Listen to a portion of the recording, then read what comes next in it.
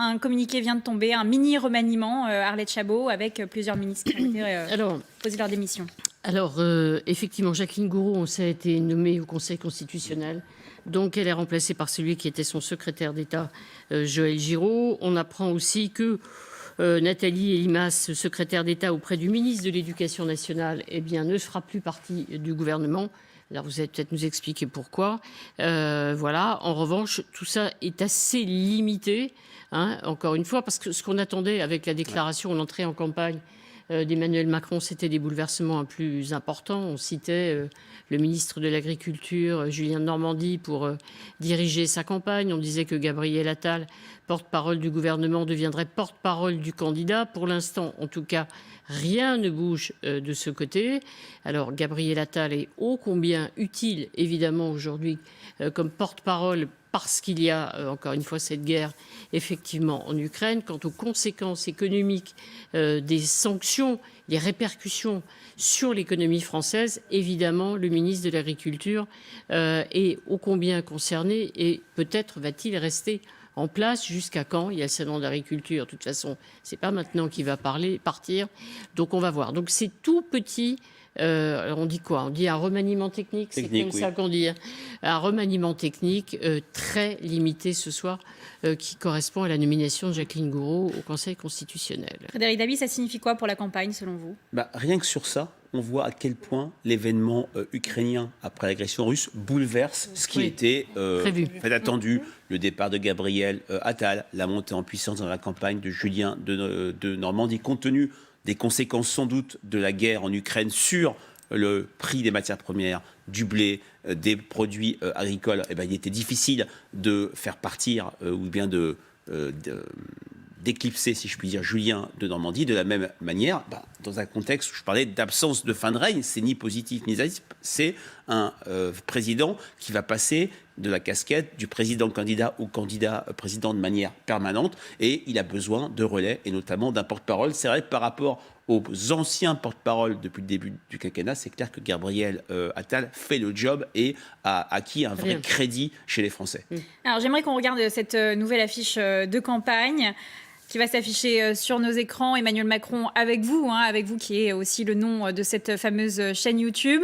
Et puis on regarde cette affiche, cette comparaison des deux affiches, l'affiche de 2017 et de 2022. Le tweet de notre journaliste politique Alison Tassin, le jeu des 7 différences, mais aussi des similitudes, comme cette foule floue en arrière-plan du candidat. Amélie Le Breton, ça signifie quoi ces deux affiches? Est-ce qu'elles se ressemblent ou est-ce qu'elles sont différentes selon vous en tant que communicante? Y a des choses qui sont effectivement identiques, la foule qui est derrière mais en flou. Son regard, il change, hein. Certains parlent d'un regard qui serait plus doux, plus humble. Bon, là pour le coup, je dois avouer on est dans les détails. Moi, ce qui m'a beaucoup frappé dans le vocabulaire qu'il a utilisé et dans la lettre aux Français et dans ce qui a été retenu pour le slogan de la campagne, c'est le « avec vous ». Donc la lettre aux Français a fait 975 mots. Et dans ces 975 mots, il y a eu 30 fois l'utilisation du « nous » et 5 fois l'utilisation du « vous ». Je reviens sur ma volonté de mettre la proximité, en tout cas pour Emmanuel Macron, dans son jeu de campagne. Clairement, là, c'est une bonne chose, en tout cas, parce qu'il est dans la co-construction, alors qu'en 2017, il était plutôt dans moi président, qui va amener les Français à une politique que j'aurais décidée. Là, il est plus. Je trouve que cette ouverture, en tout cas en termes de wording, enfin de vocabulaire, et correspond plus à ce qu'on pouvait attendre de lui pour un second mandat. Prisca Thévenot, je vous vois esquisser un sourire. Vous êtes d'accord avec ces propos d'Amélie Le Breton? Non, j'écoute parce que c'est toujours intéressant d'avoir l'avis d'une experte. Moi, je le regarde en tant que militante, celle qui effectivement distribuait les premiers tracts en 2016, ce que vous avez montré, et celle qui, ce matin, effectivement, était sur celle d'après. Moi, ce que je vois, c'est que dans tout ça, on est quand même sur une période extrêmement trouble où on a besoin de stabilité. Et donc, quand on a besoin de stabilité, c'est vrai que le président de la République est dans sa fonction, mais il est aussi candidat, et on a besoin que son gouvernement, son équipe, soit également très stable et au travail, parce que les répercussions de cette crise ukrainienne, elles sont nombreuses et variées sur le quotidien aussi des Français. Il ne faut pas l'oublier.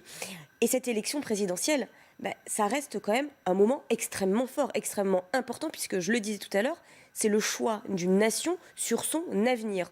Or, Frédéric Dabi le disait juste avant, on a quand même aussi sur un certain nombre de sondages, et on en parle assez fréquemment, un chiffre qu'on commande très peu, c'est celui de l'abstention. Et cette abstention peut, quelque part, empêcher d'une façon ou une autre, les Français de se saisir de cet instant. Et il faut qu'ils le fassent inlassablement. Et c'est pour ça que nous avons souhaité, au sein de la majorité présidentielle, remettre les Français au centre de la politique, au centre de l'action. Et donc ce « avec vous », il est tout naturel et il se voit dans l'action qui est menée depuis 5 ans et il se voit dans cette campagne qui se mène depuis des semaines auprès des Français, avec les Français. Alors, on a la chance ce soir d'avoir Frédéric Dabi. J'aimerais qu'on revienne tout de suite sur notre rolling IFOP fiducial avec Emmanuel Macron qui bénéficie de l'effet drapeau sur notre sondage.